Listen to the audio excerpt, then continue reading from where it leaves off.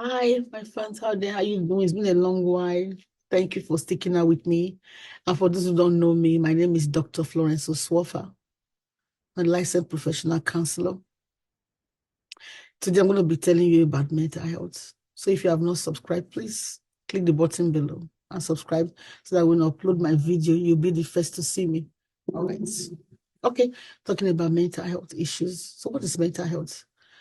Mental health is not just the absence of illness, it's being well holistically. So it has to be with your total well-being, physical, emotional, socially, intellectually, sexually, and all of that. How are you relating with people? What are you telling yourself about your life? What are your perceptions in general? Okay? How do you see yourself? So today, I'm going to be talking about PTSD, which is also a mental health disorder. So PTSD is post-traumatic stress disorder.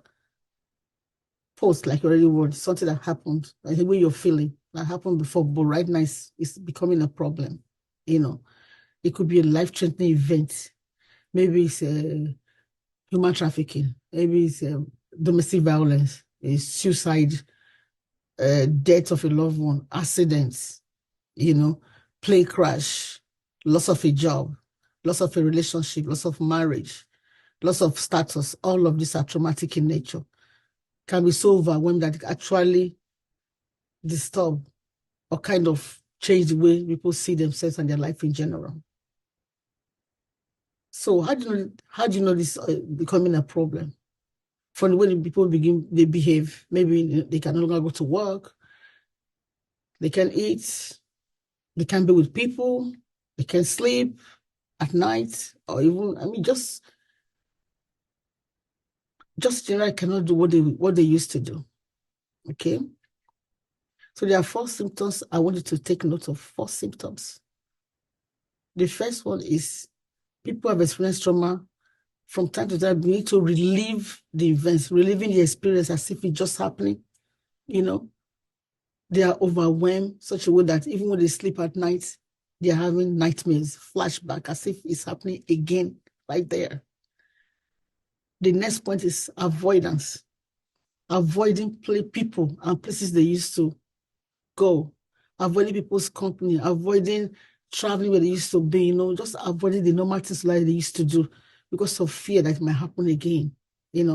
So avoidance of places is a very disturbing factor that you need to be aware of. Then the next one is negative thought processes. They begin to think negatively. Maybe somebody committed suicide or an accident happened, that you begin to blame yourself, that it's your fault. Nobody will, nobody's going to just consciously do what's like that, just have an accident. It happens, and that's what they call an accident, for instance. But people they can't overcome it. They are still thinking, oh, it's my fault. I should have done better. I should have, maybe if I didn't do this, would have happened. So you begin to blame yourself continuously. And that will lead to shame all the time, guilt, or somebody who has been sexually raped. It's not your fault that it happened, but you keep blaming yourself, oh, I should have done better, or it's my fault, I shouldn't have gone there. No. Some of these things happen to people who have been traumatized. So the next point is that we need to live on edge. That is, they are easily startled. They can't stand noise. They can't stay where people are. They are isolating themselves. They are angry all the time. They are easily irritated. Some people can overcome this trauma. They begin to drink. They begin to smoke. They begin to use drugs. They reckless driving. And even go ahead as become even promiscuous, all these are the causes of trauma. So what do you do? How can we help these people who are going through stuff like this? So the first thing is to recognize that these people have been through trauma. So you engage them, people who have gone through these experiences, not by forcing them, but recognizing that this is really traumatic. These are symptoms that is making them, do what you never used to be doing. So this is what it means. But not you forcing them only when they want to be helped. That's one area. So there are 5 things you need to take note of in trying to help people. First is safety. Are they safe where they are? Are they safe within themselves? Are they safe in their environment? You got to find out where they live, within themselves. What they think about it. Are they safe? Are they feeling safe? If they're not feeling safe, you cannot be of help to them. You got to make sure that they're in a safe environment.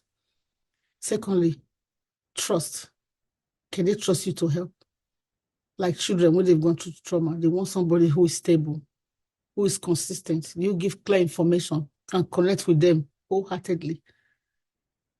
So for you to help somebody be traumatized, you got to be consistent. You got to be clear. You got to be there. You got to be present.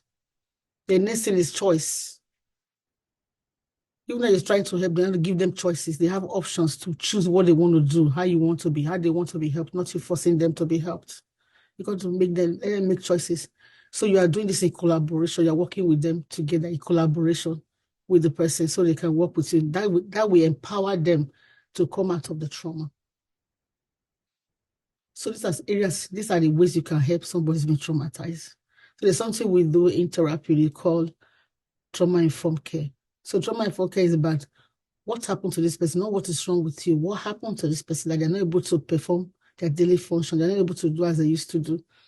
So you got to find out what happened to them, what happened to them. So be persistent, like I said before, so they can listen to you when they need your help.